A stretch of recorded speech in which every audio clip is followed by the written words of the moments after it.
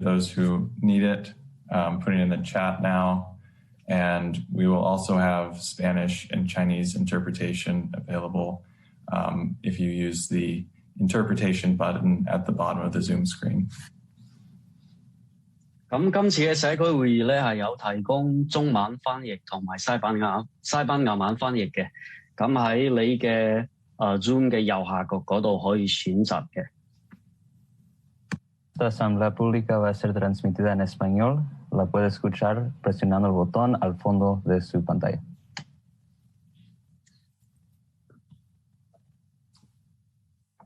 Great. Thank you so much, everyone. And I want to thank my amazing staff for organizing this digital town hall tonight and also for the interpretation. And thank you all for the honor of representing you. And in the California State Senate, it's an amazing honor, and I work hard every day to earn your trust and respect. So we are now about a year into our digital. Estamos un año empezando con esta. Not really done them before, always done in-person town halls, and I'm looking forward to getting back to the in-person town halls, but I think we'll always continue to do periodic digital town halls because it does allow a lot of people to participate who may not be able or interested in showing up physically at a town hall. So I'm going to just give some overviews of a few issues in the legislation that we're working on this year and what's happening in the legislature. And then we will take questions, and you can post questions in the chat box or as a comment, and we'll answer as many as we're able to. Just a few things generally about the sort of the state of the world. So we are doing well with vaccines, and I really want to just thank and acknowledge the Department of Public Health and healthcare providers throughout San Francisco and San Mateo County, and frankly throughout the state. San Francisco in particular is doing quite well. I think over 40% of residents have received at least one shot. And in California, it's now in the high 20s. So we're a little bit above the national average. And we are seeing an increase in supply. And then, of course, eligibility is going to increase significantly on April 1st when people 50 and older are eligible. And then April 15th when everyone 16 and older is eligible. So this is a public health town that believes in vaccines, but of course everyone should work to get a vaccine as soon as you're able to. If you physically are able to get a vaccine, this is how we're going to end this pandemic. So my staff will put some information in the chat box about where you can sign up for an appointment. And for everything we discussed tonight or anything you need, always feel free to reach out to my district office at 415-557-1300 or email at senator.wiener, I before Ian Wiener, senator.wiener@senate.ca.gov. We're also, San Francisco went into the orange tier, as is San Mateo County. So we're seeing more reopening. We may get into the yellow tier within the next several weeks or month.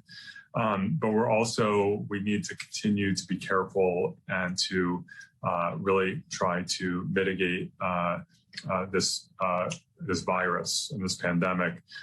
Infection rates, as you I'm sure have seen, are going up in various parts of the country. We've done so well here in the Bay Area and California, dramatically reducing infections. Let's keep it that way. So everyone, please continue to wear the masks and do all of the things that we know work. Also, I just want to say for anyone who is struggling with unemployment benefits with EDD or knows someone that is, my staff, God bless them, has been spending an enormous amount of time over the past year helping people get their unemployment benefits because of the meltdown at EDD, the agency that administers unemployment benefits. It's been a mess. but we will work very hard to try to help you get your benefits. So feel free to reach out if you're struggling on that front.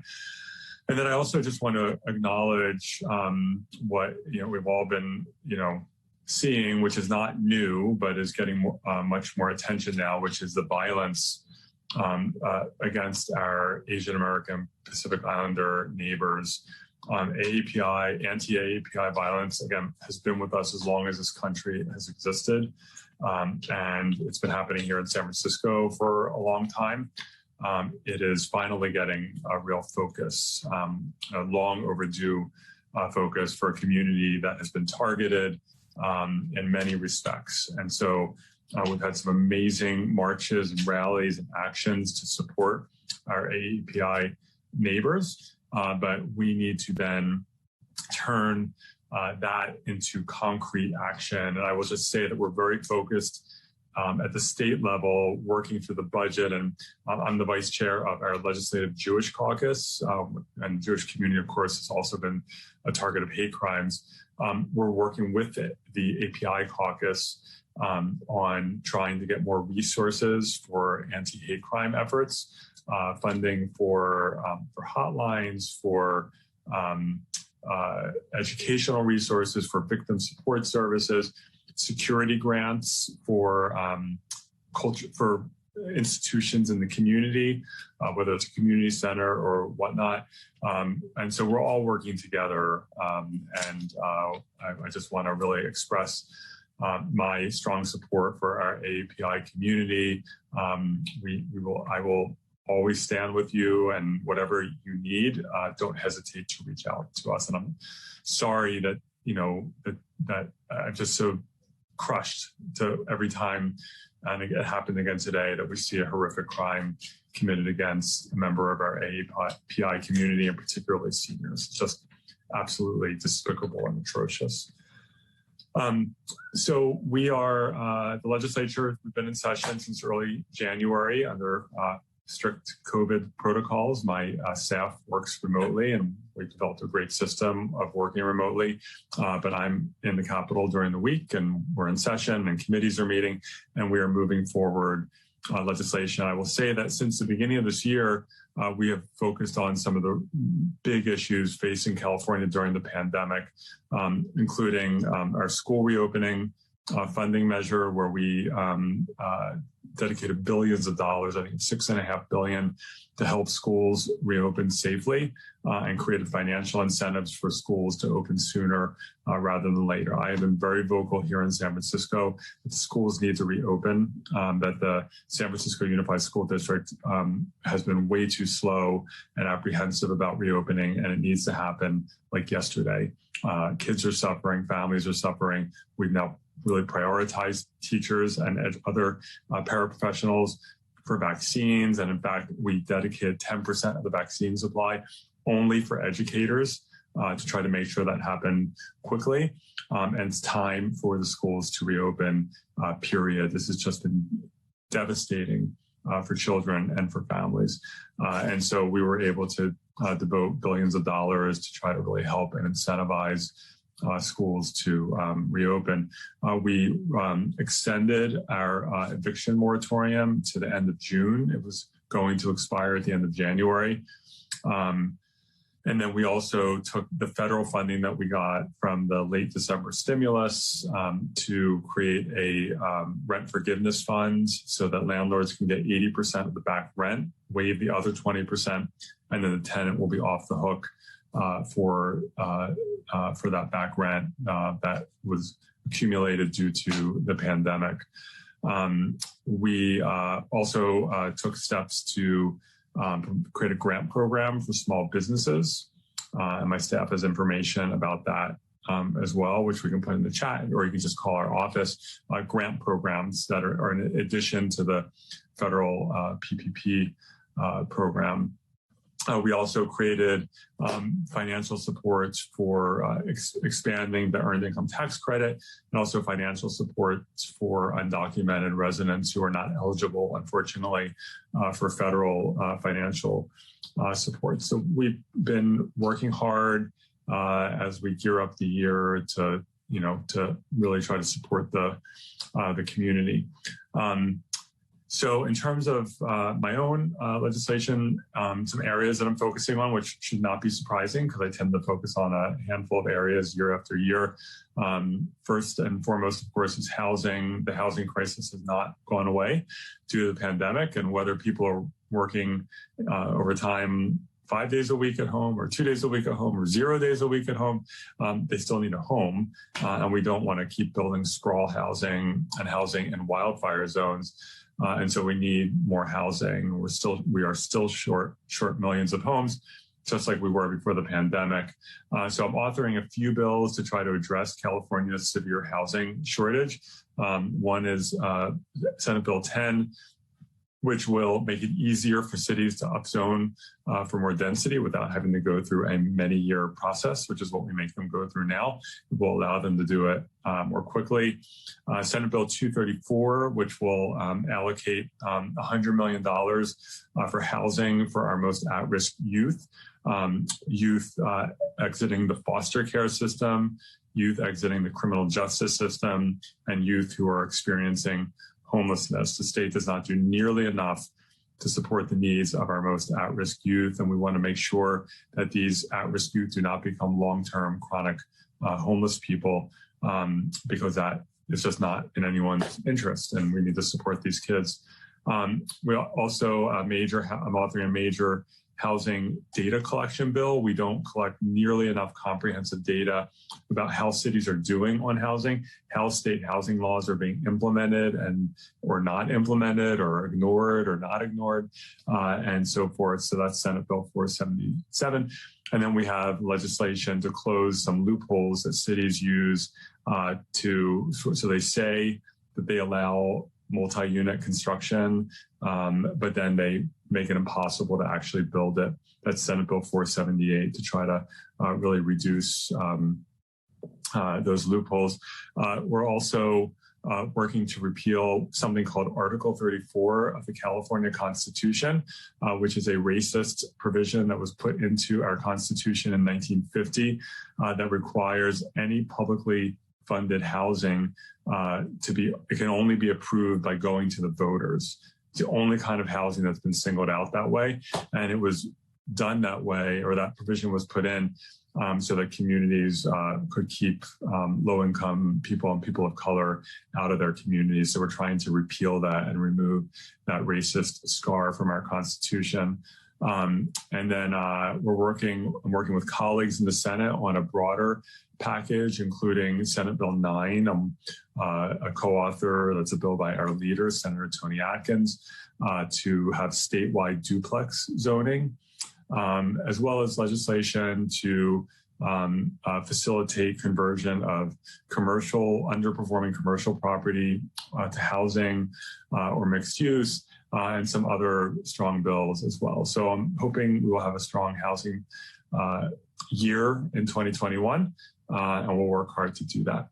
I'm also focused again on climate. Of course, housing is a climate issue, because when you allow sprawl to happen, that exacerbates climate change by making people drive long distances everywhere. And so we want to focus our housing in sustainable locations, near jobs, near transit, and so forth. We're also pursuing a few other bills this year. Senate Bill 260 is a groundbreaking piece of legislation that will require all large corporations with revenue of $1 billion or more per year to disclose their entire carbon footprint. So their core operations, their supply chains, the entire carbon footprint, and then to set science-based targets to reduce that carbon footprint so that we can get on track not to have catastrophic climate change. So it's first of its kind. There are some in the business community who are not thrilled with it, but that's okay. There are already businesses that are doing this or trying to do this, and we want to make it more standardized. And we're working with a great coalition, including a group called Carbon Accountable, the League of Conservation Voters, and the Sunrise Movement on this bill.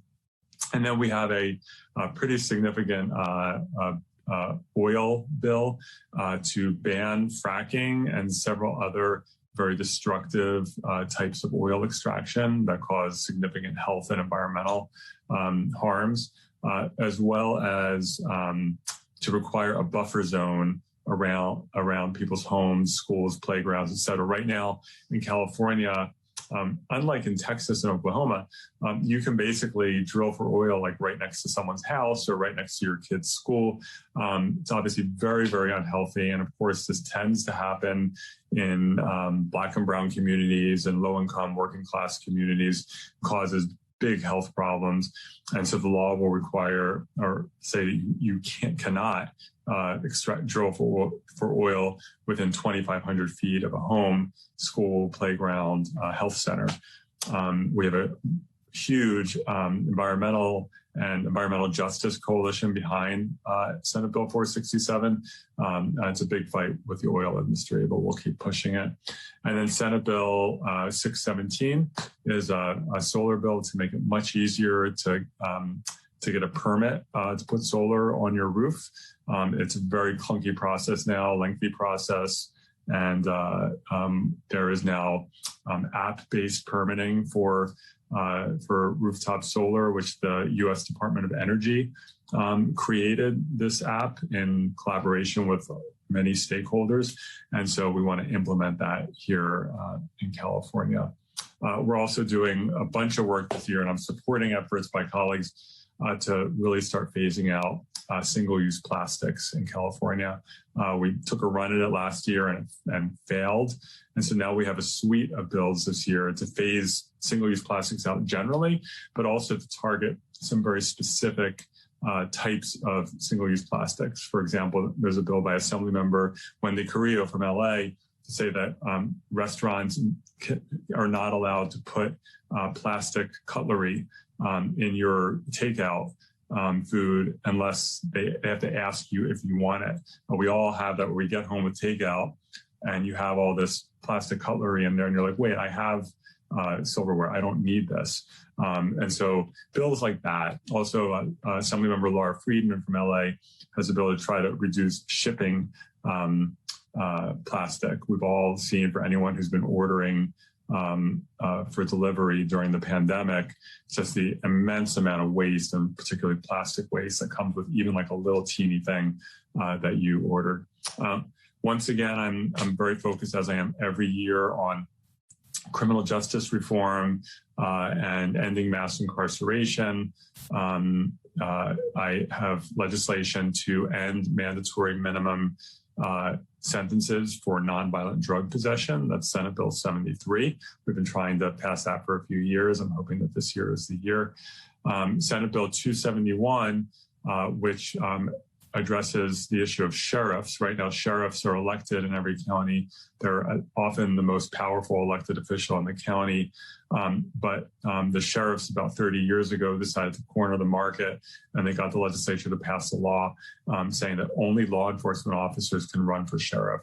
Well, that was not the law for 139 years in California. That's not the law in 35 states. And what that means is that sheriffs largely don't get challenged for re-election because so few people are eligible. And there are no black sheriffs, not a single black sheriff in any of the 58 counties. 49 out of the 58 sheriffs are white men. So we want to revert back to the way it was and give the voters a choice for who fills this position that runs the jails, that runs significant healthcare and mental health system, and so forth. We also co-authoring various bills, a bill to stop our prison system from transferring people to ICE after they're released from prison, a constitutional amendment to repeal the death penalty, Senate Bill 2 by my colleague, Senator Steve Bradford from LA, to allow for the decertification of police officers who engage in egregious behavior, so that we don't have an officer do something terrible, leave a department, and then just get hired somewhere else. It also ends state level qualified immunity. And then we are continuing our work to try to end money bail, cash bail in California. We were able to get that passed, and the voters unfortunately repealed it. We're taking some other approaches to it now. We're also focused again on LGBTQ civil rights, including legislation to end medically unnecessary genital surgery on intersex babies. Right now, babies that are born perfectly healthy, but their genitals are not what society views as typical or quote unquote normal, will quickly have surgical intervention that is not medically necessary to reconstruct their genitals. That can have lifelong negative health consequences, sterilization, permanent urinary tract problems, and so forth, and can end up assigning the wrong gender, it's just end up causing permanent loss of sexual sensation. And so this legislation says, these kids are healthy, they're beautiful the way they are, so let's wait until they're 12 years old before that decision is made, when the kid can actually express their gender and express views and participate in that decision. We've been trying to get this passed for a few years. Unfortunately, the urologists are really fighting us hard on it, but it's an important civil rights bill. And then Senate Bill 379 to make sure that the University of California health system, our UC hospitals, when they affiliate with other hospitals, that they right now they're often affiliating with hospitals that that prohibit doctors from providing reproductive health care, gender affirming care for trans people, from performing a tubal ligation during a C-section, and so forth. And so UC doctors are then placed in those affiliated hospitals and are banned from performing care that they're capable of performing and that they believe is appropriate. And so the legislation would prohibit the UC from affiliating with hospitals that would restrict what kind of care UC doctors can provide. We're also very focused this year on mental health and addiction treatment. So we've had a very bad meth problem in San Francisco and elsewhere for a long time. Probably the most effective strategy for meth addiction, something called contingency management, financial incentives for people to get sober and stay sober, is arguably illegal. And so we have legislation, Senate Bill 10, to legalize it and allow it to be reimbursed by Medi-Cal. The VA has been using contingency management for meth and other stimulants for more than a decade, and it's been very successful. We have legislation to allow San Francisco, Oakland, and LA County to pilot safe consumption sites, so that people, instead of using on our streets and often injecting on our streets, which is unsanitary and unhealthy for that person, which is terrible for the surrounding community, can go inside into a safe and clean setting where we can try to prevent them from overdosing. We had over 700 overdose deaths last year in San Francisco, which was a record. We are on track to again break that record this year. And so these safe consumption sites, which have been in place for decades in Europe, Canada, and Australia, there's never been an overdose death in one of these sites. They reduce crime and HIV infections in the surrounding area. Syringe litter goes down. And so we want to allow San Francisco, Oakland, and LA County to pilot safe injection or safe consumption sites. It's not just about injecting. Senate Bill 221 is our legislation to make sure that people can get timely access to mental health appointments. Right now, if you are, say, a Kaiser member or another part of another health plan, you might get a quick first appointment with a mental health professional, but then you might have to wait several months to get your second appointment. And that is just not helpful in trying to treat people's mental health and substance use disorders. And so Senate Bill 221 will require more timely follow-up appointments. And then Senate Bill 519 is our psychedelics decriminalization bill that will decriminalize the possession of various psychedelics. We should, in my view, decriminalize possession of all drugs, and take a health approach, not a criminalization approach to drug use and addiction. I think we will get there, but for now we're focused on psychedelics, which also have really there's growing evidence of significant health benefits in terms of mental health and addiction. Our sponsoring organizations are veterans organizations that represent combat veterans who have experienced severe trauma and who have really benefited from psychedelics.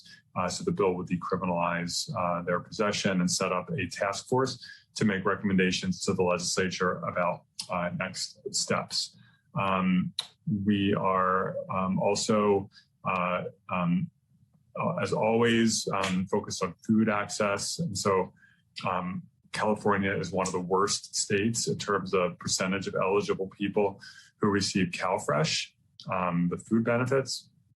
And so we have legislation to make it much easier for people to apply and to allow people to apply over the phone. We also, there's nothing good that has come out of this pandemic. It's been horrible in all respects, but we have learned about some things that we might want to keep after the pandemic. One of them is our new appreciation for outdoor spaces. People, of course, have been spending more time outdoors because it's safer from a COVID perspective. It's great to be in the parks. People are really using the parks, I think, more than ever. But outdoor dining has been just a huge boon. It's been a lifeline for our bars and restaurants so that we keep as many as possible alive. They're hanging on by their fingernails. But I think people really enjoy it. I think for a lot of people, they didn't, theoretically, they might have thought about it, but until you experience what it's like to have that kind of outdoor vibrancy, it's wonderful. And so we want to keep that going. And so the mayor is very committed to doing that. And I have legislation, Senate Bill 314, to facilitate that in terms of the state's liquor laws and to make it much easier for restaurants and bars to keep it going and not get caught up in state liquor law problems. We also have provisions to just allow for just more flexibility in some of our state liquor laws to support our live music venues, to allow for more outdoor festivals where restaurants or bars are able to serve onto the street in that festival zone if a city wants to do that, and so forth. So this is just an overview of some of the work we're doing this year. There's more, believe it or not. And thank you to my amazing legislative staff for really carrying a very heavy and difficult bill load. They do just extraordinary work. So with that said, just look here, my text messages. I think we already have quite a few questions.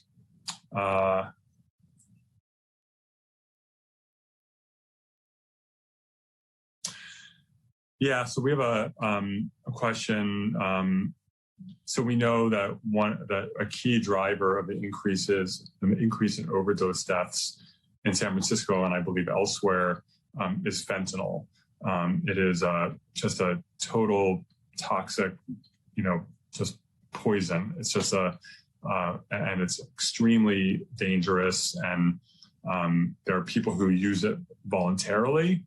But there's also drugs, whether it's pharmaceutical drugs at times or other drugs that are laced with fentanyl, and that can be very, very dangerous. And by the way, one of the benefits of safe consumption sites is that one service that can be provided is swabbing someone's drugs to tell you immediately, does this have fentanyl in it or not? So people are not inadvertently taking fentanyl. But we know that there are also pills like a Percocet or whatnot, that someone will get, including young people, without realizing there's fentanyl in it, and they may have a bad reaction or even die. And there are parents who and families that have lost their children, and it's just a horrific tragedy. And I can't even imagine what that would be like for a parent, and my heart goes out to those families. So we have a question about how to address this huge problem with fentanyl, and I know that our state and federal officials have been seizing more and more fentanyl. We need to, I think this is also one of the side effects of the war on drugs, that we stigmatize all forms of drug use so much that people just access drugs in ways that are not safe. And so, I know that there are those who want to see harsher criminal penalties. We tried that for a long time with the war on drugs. We dramatically increased prison sentences for all sorts of drug offenses, including low-level drug dealers, drug possession, et cetera. It would put people away for a huge amount of time, and it did not do anything to benefit us. People were continuing to sell drugs, continuing to use drugs, continuing tragically at times to die from drug use. People were becoming addicted at the same rates, and it's actually gotten worse.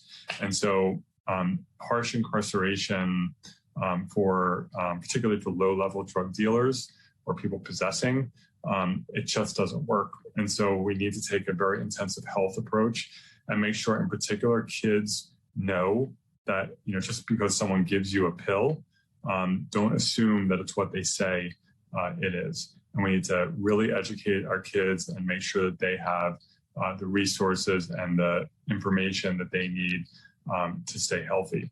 It's a terrible, terrible issue for any family to have to deal with. We have a question: what happens to San Francisco's downtown financial district with regards to? Let me just read this whole thing.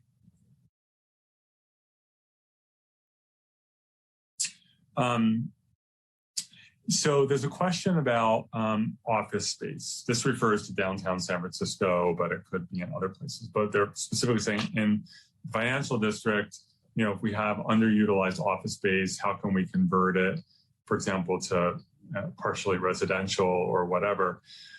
It's complicated, I think. And there was actually an article in the Chronicle the other day that it's not always feasible financially to convert office space, especially high-rise office space, to housing for a number of technical but significant issues. So it's not as easy as it seems. I think for more low-rise, like underutilized shopping centers, it's a lot easier to replace it with housing. In terms of office, I don't think any of us really knows what the future trajectory is going to be. Companies are returning to their offices. There was a notion that offices would become unnecessary. Everyone was going to work from home permanently. Well, that's not true. There are some companies that may do that, but I think generally, like Salesforce, for example, most of their employees will be working about 3 days a week. A bunch will work 4 or 5 days a week. Some maybe only 1 day a week. Some might work permanently from home, and so there will be. Some of these companies will have less of a footprint, but we also need to be crystal clear that it's not like these big companies were the only users of office space. And what we were seeing in San Francisco was a severe shortage of office space, and it was getting so expensive that nonprofits, startups, and even law firms were getting pushed out of the city because there was nothing they could afford. And so if we see the Salesforces or other large, Ubers or whatever of the world that decide, okay, we're going to reduce our office footprint by a quarter or a third or whatever, that doesn't mean that office space is going to just be vacant.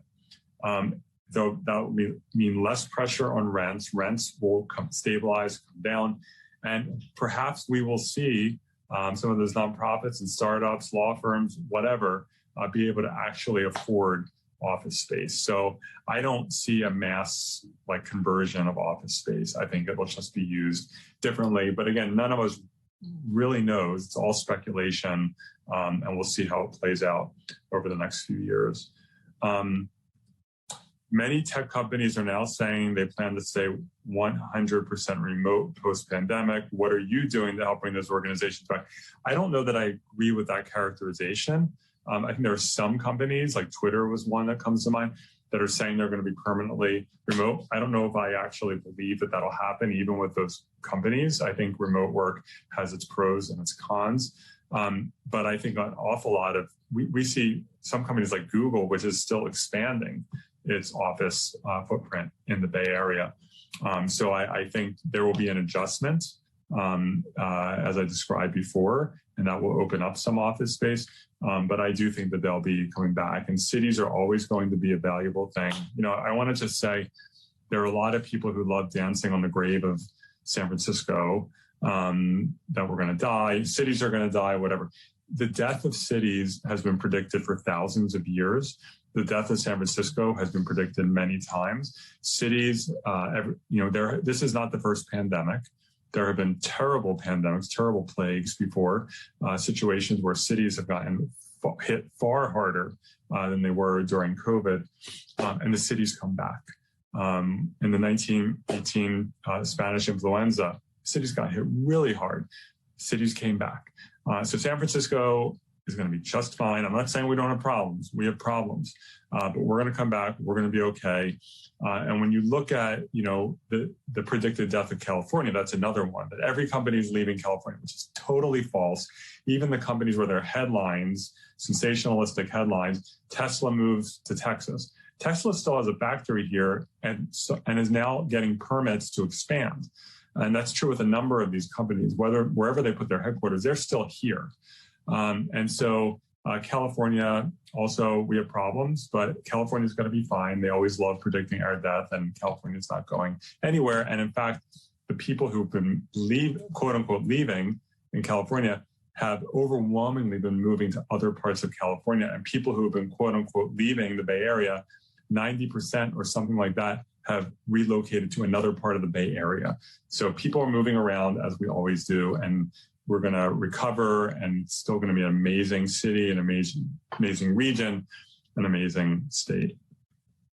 What is the difference between the sheriff's department and the police department? So in San Francisco, we are a city and a county. We're the only one in the state, and so we're unique. So our police department does patrolling. That's what they do. The sheriff's department runs the jail. They're both law enforcement officers, but sheriff's department does the jail. Police department does patrolling. The sheriffs also provide security at City Hall, Hall of Justice, and the Civil Courthouse, 400 McAllister. In other counties, the cities have their own police department that patrol, and then the county has a sheriff's department that runs the county jail. The sheriff is also the patrolling agency for unincorporated parts of the county.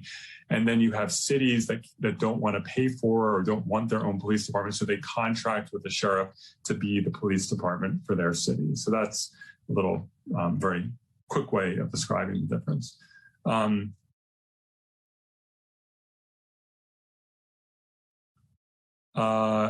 Someone says, I think safe consumption sites are a very good idea. How will people navigate there?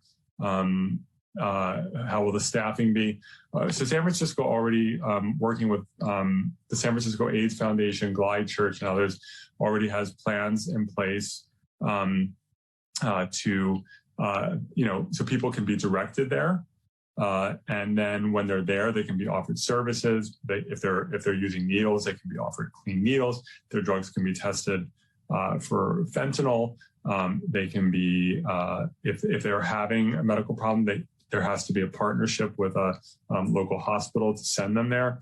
And so I think it'll be well managed and well run.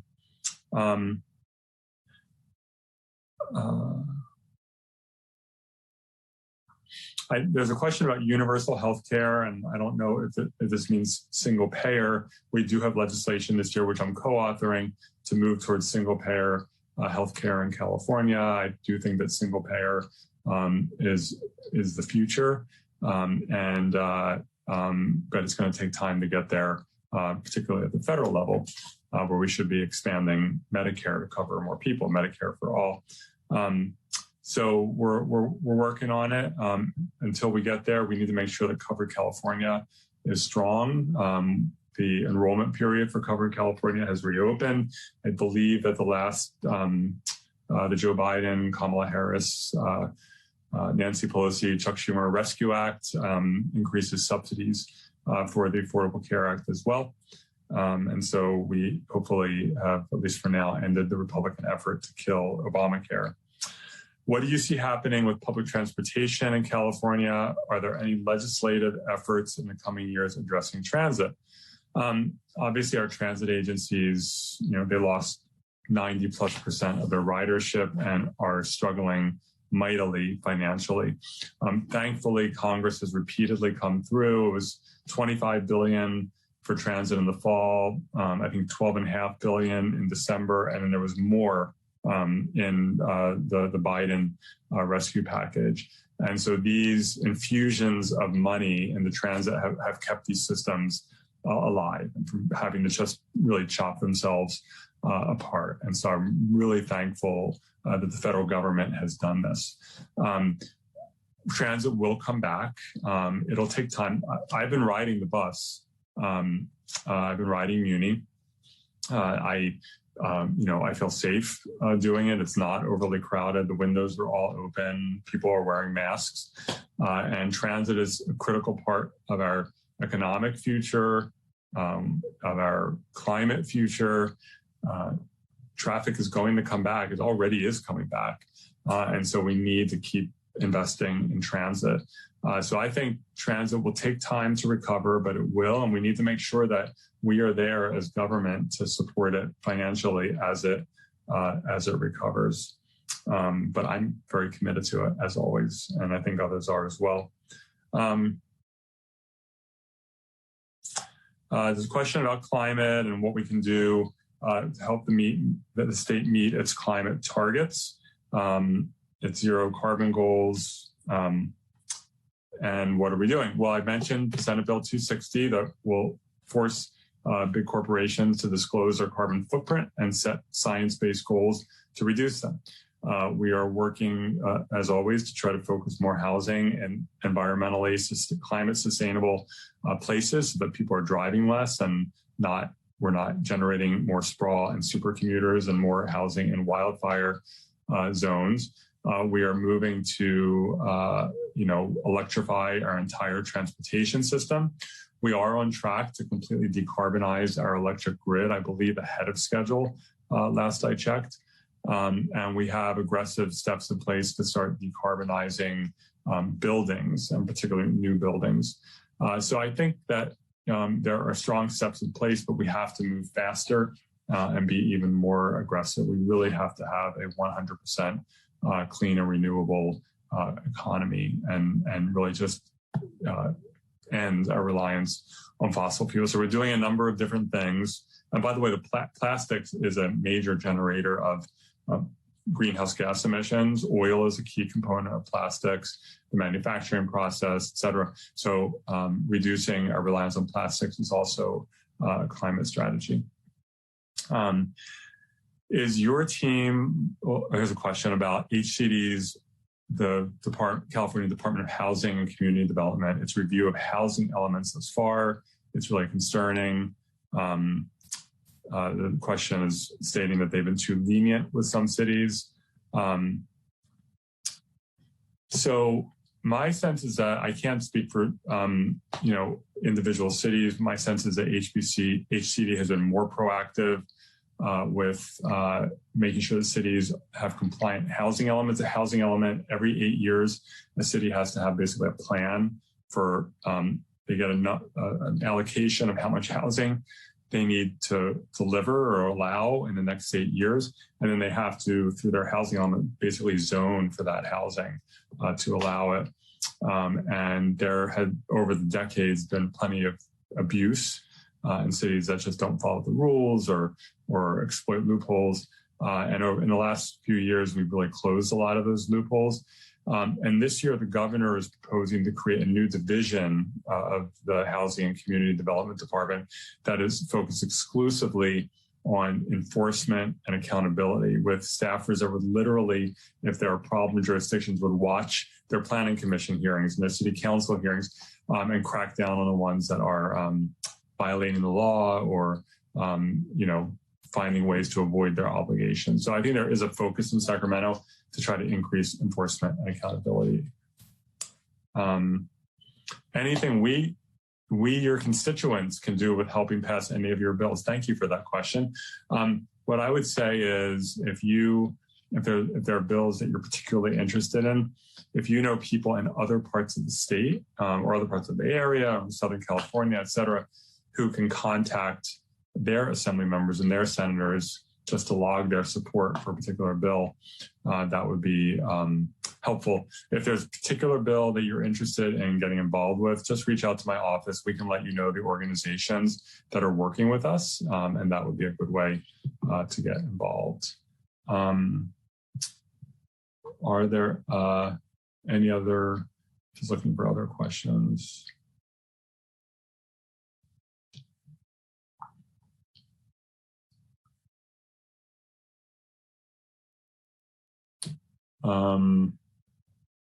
Okay. I do see one other question about car-free JFK and Golden Gate Park. I support that. I think it's been fantastic to have that be car-free. And I hope we keep it that way. And I've been very public about my support.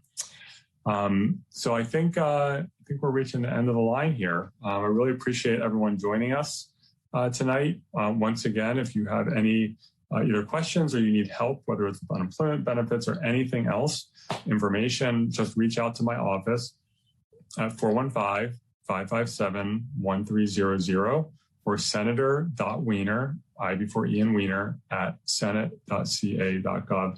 Once again, I want to just give a big thank you to Team Wiener, to our amazing staff, both in the district and in the Capitol in Sacramento, who just do an amazing job every day working so hard for our community and for our state. So thank you for what you do. And again, thank you to all of you for joining us tonight, and thank you for the honor of allowing me to represent you.